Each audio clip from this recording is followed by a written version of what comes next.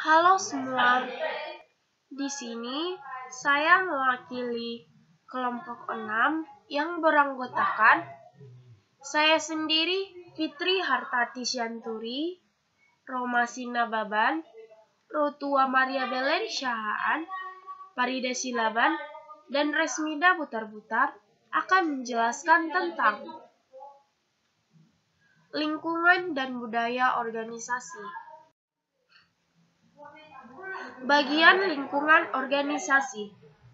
Lingkungan organisasi adalah semua elemen yang berasal dari dalam ataupun dari luar organisasi yang dapat mempengaruhi sebagian atau seluruh organisasi.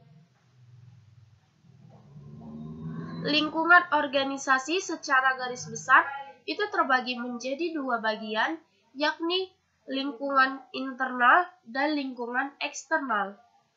Di mana lingkungan eksternal ini terbagi lagi menjadi dua bagian, yakni lingkungan yang terkait secara langsung atau yang disebut dengan lingkungan mikro dan lingkungan yang tidak terkait langsung atau lingkungan makro. Di mana kedua bagian lingkungan mikro maupun makro juga terbagi lagi menjadi dua bagian besar, yaitu lingkungan mikro lokal dan lingkungan mikro internasional. Begitupun dengan lingkungan makro yang terbagi juga menjadi dua, yaitu lingkungan makro lokal dan lingkungan makro internasional. Lingkungan organisasi. Lingkungan yang terkait dengan organisasi dibagi menjadi dua, yaitu yang pertama, lingkungan internal atau lingkungan yang terkait dengan eksistensi sebuah organisasi. Yang kedua, lingkungan eksternal atau lingkungan yang terkait dengan kegiatan operasional organisasi dan bagaimana kegiatan operasional ini dapat berjalan. Yang pertama, lingkungan internal organisasi. Berbagai hal atau berbagai pihak yang terkait langsung dengan kegiatan sehari-hari organisasi dan mempengaruhi langsung terhadap setiap program maupun kebijakan.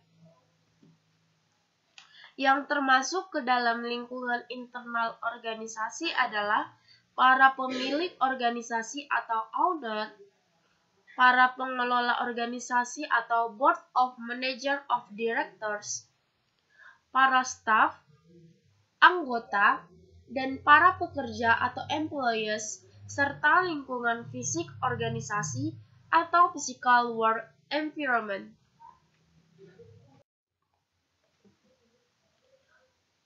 Dua, lingkungan eksternal organisasi.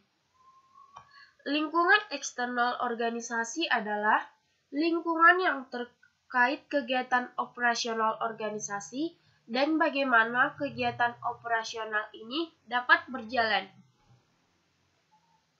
Dalam kegiatan operasional, perusahaan biasanya berhadapan dan senantiasa berusaha untuk menyesuaikan diri dengan lingkungan-lingkungan yang terkait langsung atau lingkungan mikro maupun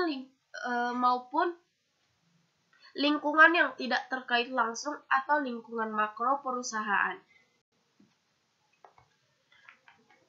Lingkungan mikro perusahaan terdiri dari pelanggan atau customer, pesaing atau kompetitor, pemasok atau supplier, partner strategis atau strategic partner. Lingkungan makro perusahaan terbagi menjadi dua, yaitu lingkungan lokal dan internasional. Lingkungan lokal dapat berupa para pembuat peraturan atau regulators, pemerintah atau government, masyarakat luas pada umumnya atau society. Lingkungan internasional dapat berupa peraturan internasional atau international law, pasar keuangan internasional atau international financial markets.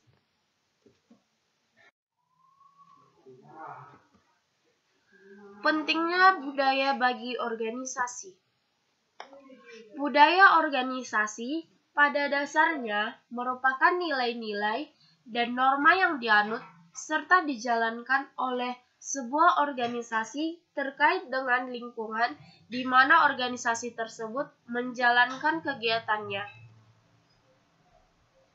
Faktor yang menyebabkan terbentuknya budaya organisasi adalah pengalaman yang dijalani oleh organisasi itu sendiri, baik kegagalan maupun keberhasilannya.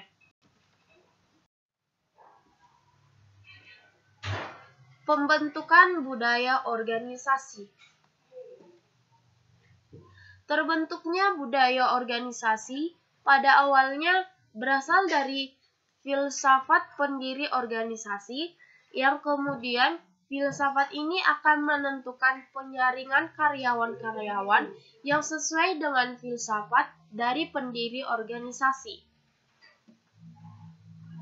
Tujuan eksplisit dari proses seleksi adalah untuk mengidentifikasi dan mempekerjakan individu-individu yang mempunyai pengetahuan, keterampilan, dan kemampuan untuk melakukan pekerjaan dengan sukses di dalam organisasi itu. Dengan tindakan manajemen puncak, baik lewat apa yang dikatakan maupun yang mereka lakukan atau bagaimana mereka bersikap, eksekutif senior ini akan menegakkan norma-norma yang mendasar sepanjang organisasi itu ada.